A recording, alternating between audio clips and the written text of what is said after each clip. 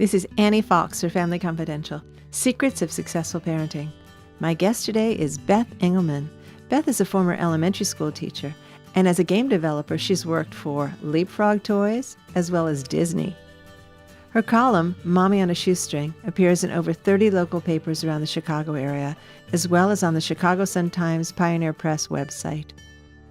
Hi, Beth. Welcome to Family Confidential. Thanks, Annie. I'm so happy to be here. I'm excited we're doing this chat together. You and I go back a long way, 12 years from Leapfrog. But today we're going to be talking about leaping into the holiday season now that Halloween's behind us.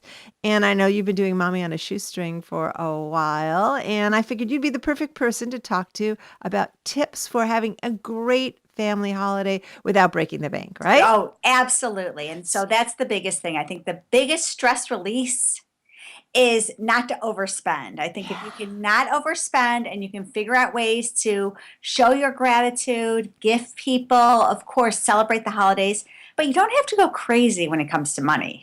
Why do you think they do that? I mean, I think that it's a lot of marketing. I think it's really easy to walk into a store and everything smells good and looks good. And there's so much aspiration when it comes to shopping that you want to buy things for people and that you care about and show that. But there's so yeah. many ways that you can sort of take it back and do it less expensively. It can be just as meaningful, if not more.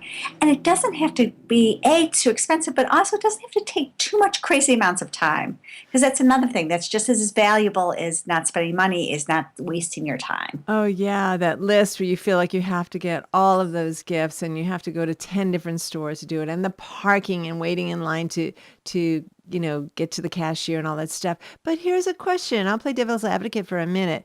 Your kids maybe have been watching TV and Mm-hmm. inundated with commercials, and they want and want and want, and they're Right. letting you know what they want. And you want to be a good parent. You want to show them that they have a special, special time coming up, and you want to gift them what they want. But, how do you manage that? Well, Their expectations and reality. that's a really, really good question. I mean, and I remember I was like the girl I wanted Guess jeans and I coveted Guess jeans and I never got it, not even for Christmas. But I think what you have to do is it's really a decision on part of the parents. Obviously, I think it's really important, like when your kids want something, just because they want it, that doesn't mean they get it. But obviously, for Christmas, if there's something they want and you want to give it to them, or Hanukkah, or whatever the holiday is, by all means, I'm not here saying you shouldn't, but there's also ways of cutting corners in other things so that you don't spend money, go crazy on your and blow your budget on everything. But again, I think it's a judgment call on parents sort of deciding, it's okay to give your kids what they want. I don't think it's a good idea to give them everything they want, Hmm. And but, you make decisions. would it be okay to tell them this is the reality of what we can spend this year? Right, absolutely. And for Okay. us, with Jackson, we celebrate Hanukkah and Christmas. So it's hard because it's 8 gifts Hanukkah and then there's Christmas. There's so many gifts that I actually have to really rein it in, not just for me, but also for my siblings and my parents. And because he gets so much presents and he doesn't really need all that stuff. Right. Right. So we kind of have a thing where we keep it very low in terms of the budget. My siblings have to pay can only pay up to $5 for a gift, and we also are doing something too where he will just choose a couple of gifts and then the rest he donates. Okay, so you talk about the possibility of giving kids a special gifts and maybe cutting some corners in other areas Hmm. to help balance the budget. What other areas are we talking about? Well, for me, I love to make gifts as much as possible. And at Mommy and a Shoestring, we have tons of ideas for gifts that are under $10. Christmas, I love. The thing about the holidays is I love to be able to send things to all my clients, the different publications I work with, the different TV stations I work with, in addition to the teachers and babysitters and neighbors, but it can get really expensive. So I have a bunch of really sweet and fun ideas that are easy to put together and they are all under $5. Well, give us some. Okay, good. All right. So the first one, and again, this is all on my website, is called Love, Happiness, and Some More. Super easy. You just get a cellophane bag. You fill it with marshmallows, some chocolate pieces, and some graham crackers. You could wrap them individually, or sometimes I go to Target. They sell those beautiful platters for $1. Those chargers, and you Mhm. can put it in there and then wrap it up with a bow. And then I just write a note that says love, happiness, and s'more. And it's like a little s'more kit.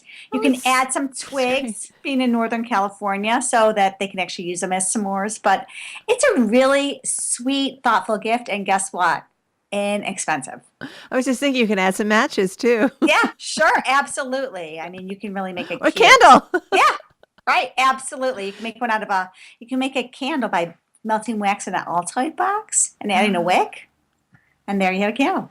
Well, this is so, it's fun just hearing you sing, and I'm thinking, oh, and you could add this, and that doesn't add very much in terms of the cost of it, but it starts to become like a project and really fun. I can imagine engaging kids in this kind of thing. Where you Right. say, okay, we know this person loves X, Y, or Z.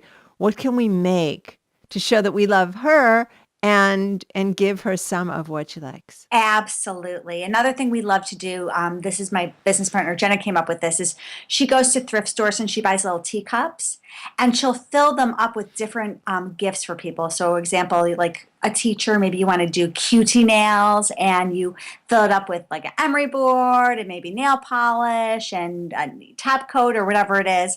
And then you just wrap it up really cute in a bow, and it's enjoy your QT nails or whatever it is. You can add tea almost to anything, and it's a great gift. And again, it's thoughtful and it's not expensive, and it also doesn't take a ton of time to put together. Yeah, and you use the word thoughtful. We always used to say, it's the thought that counts. I Hmm. think we've gotten so far away from that. We really would do Right. well to get back to, okay, what is the thought here? Instead of getting stressed out and checking off a list, to really Right. spend time to kind of think about, who is this person? What do they mean to me? What do I know about them in terms of what they enjoy?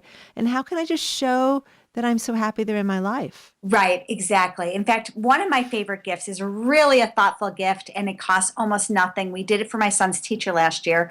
We made flyers. Her name was Mrs. Smith, and it said Mrs. Smith Rocks. And we made it look like a rock poster. We sent it to all the parents. Everyone printed out five. And then we went all over the town to the grocery stores, to Oh, the coffee wow. stores where they have billboards, like public domain, Hmm. public billboards. And we put them up. And That's then great. I took a picture of one in Whole Foods because it had a huge billboard, not billboard, cork board, and we framed it. And she loved it. And the Of whole course. summer, she got to go to all these different places around town, and there was always like a little flyer that said Mrs. Smith Rocks. I wonder if she went to some of those places and people said, "Oh my gosh, it's Mrs. Smith. Can I have your autograph?" I don't know. We did give her like hints too, like to make it a little bit of a scavenger hunt. But again, I've done that for gifts for 40th birthdays, 50th birthdays, where you can go. It's great if you live near a college town. Just go to a college town. They always have those boards where they have different things up. Yeah, Stick it up, take a picture, frame it, and it's a that's really great. sweet gift. It's a great idea, and I just love the creativity that you're bringing to these ideas. It's fabulous, and I'm sure that when we segue over to kind of making the house look special, you've Mhm. got some other ideas for that too. Decorations. I was just Right. taking a walk with my dog, and it's weeks away from Hanukkah and Christmas, and yet I saw this huge truck that said, Christmas light engineers. I'm thinking, wow, it's not even Thanksgiving yet, Right. and this was a big house. I could just imagine the display and how much it might cost. And so, how can you decorate your house without breaking the bank? Well, again, I think that one of the nice things is lights, and I don't think you have to go crazy with lights, but it's always nice to add some lights and both inside and outside the house. But we do a lot of homemade decorations, and my family does too. Where I have Jackson, who's my son. How old is Jackson? He's now 9, but Mm. we draw pictures and we hang them up, and then every year I save them so that we can put them back up. And he's always like, "Oh my God, I can't believe I used to draw Santa like that." Another thing we do for Thanksgiving, and this is a great idea for the kids to do if you are all gathering together, is just cut out paper and have the kids make paper chains. And we do a gratitude chain where the kids can write what they're Oh, thankful for. And we yes. do a make it into a paper chain, and we hang that up around the house too. A great idea, especially for Thanksgiving. What are you thankful for? That's lovely, lovely Right. idea. I Exactly. just flashed back to a friend of mine. I'm Jewish, and we never had a Christmas tree in our house growing up. I had a really close friend who celebrated Christmas, and I went to her house once, and her family was stringing popcorn for Yes, the it's a tree. And I great thought, one. wow, it wasn't even low tech, it was no tech. Right. It was so much Exactly. fun, and it was beautiful too. It was Yeah. really, really beautiful. And of And course, you can we got to eat some too. Yep, and you can make ornaments using paper clips and paper and make little snowflakes and then just hang them up with paper clips, which is great. In our house, we were Jewish, but we celebrated both. And we always had a picture of Walter Payton, who was a Chicago Bears player, at the top of our tree because he was our angel. But, it made it very unique and different, which I Of kind of like too. course. And that's what I love about this, what you're saying. Instead of buying something off the shelf that maybe looks like everybody else's house, to have something really unique so that when people come to your house to visit during the holidays, they're blown away because everything they see is a personal reflection of you and your family. Exactly. And the thing is that sometimes when you buy something that everyone else has, it may not be as nice as like the originals. But when it comes to kids' art or things that you make, it doesn't matter if it's the original or not because nothing else is like that. So no one's ever going to criticize a child's painting. Exactly. Now, there's one more thing I want to talk about, and it has to do with kids and getting involved in the spirit of giving. This is the kind of time of year when kids are very much focused on gimme, gimme, gimme. Yeah. And, I've written a book called Teaching Kids to Be Good People. And part of it has to do with actively looking for opportunities to help others. And if there's any time of year that is perfect for that kind of teaching, it's the holiday season. I wonder what tips you have for parents of children of any age to get involved in that idea, the spirit of giving. I love that. We do a lot around the holidays because again, it gets crazy. And with the only child, he's just overwhelmed with like things all the time. So we do a lot. And here are a couple of ideas. One is I like to do as much hands-on stuff with Jackson when it comes to giving as possible because I think it means more to him. So one of his classmates' mom, this is really cool. She adopts inner city school. She works with a foundation, and each parent adopts a different school, and the kids write letters to Santa, and then the parent, this mom, gives it to friends, including me. We get a boy letter and a girl letter, and it basically says, "This is what I want, dear Santa. This is what I want." And then we go to the store and we actually can buy the presents. Wow. And then we drop them off and they're all delivered to the kids. So it's personalized, and that's really meaningful for Jackson and better than anything he could possibly. He liked it better than shopping for himself because he's looking for a doll for this girl and what would be the best doll and what would be so much fun. He would never be interested in a doll, but it was like so meaningful for them. And they're asking for boots or hats or coats. And so I think that really helps a lot. So that's just brilliant. I love the picture in Mhm. my mind you just painted of Jackson shopping for another child, a child in need. Is that Right. a local foundation in It Chicago? is, one of the moms in our neighborhood, she decided to start this. She I'll started have it. information. And then she had all the moms at her preschool then adopt a classroom, and then those moms went to the grammar school where our kids were at and asked those kids to take on kids. So That's great. I think there's a greater awareness of how valuable it is for children who have what they need to be mindful of kids who have less. right, I know there's a bookstore, a local independent bookstore, Book Passage I love that store. in Marin, where they've got a book tree, Mhm. and you could just buy a children's book and then leave it under the tree, and then they distribute it to shelters and places where kids may not have access to books. Right. It's very lovely. And I love that too because it's kind of like you do it and then you leave it and you're gone. Like you're not trying to be this hero and get all Right? these accolades about it. It's really just, this is what we do.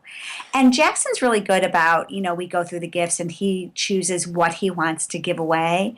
And we give it to Toys for Tots. And usually if it's after Christmas, I actually have a chest that I save all year long of gifts that he's gotten that we don't want.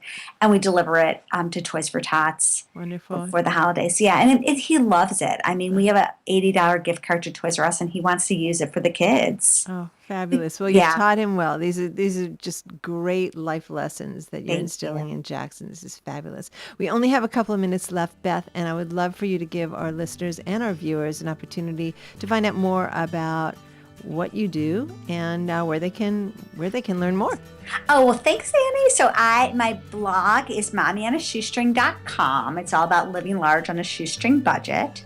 And I also write a column for a group of local newspapers here in Chicago through the Chicago Tribune. And I'm up here on local TV on WGN and WCIU in Chicago.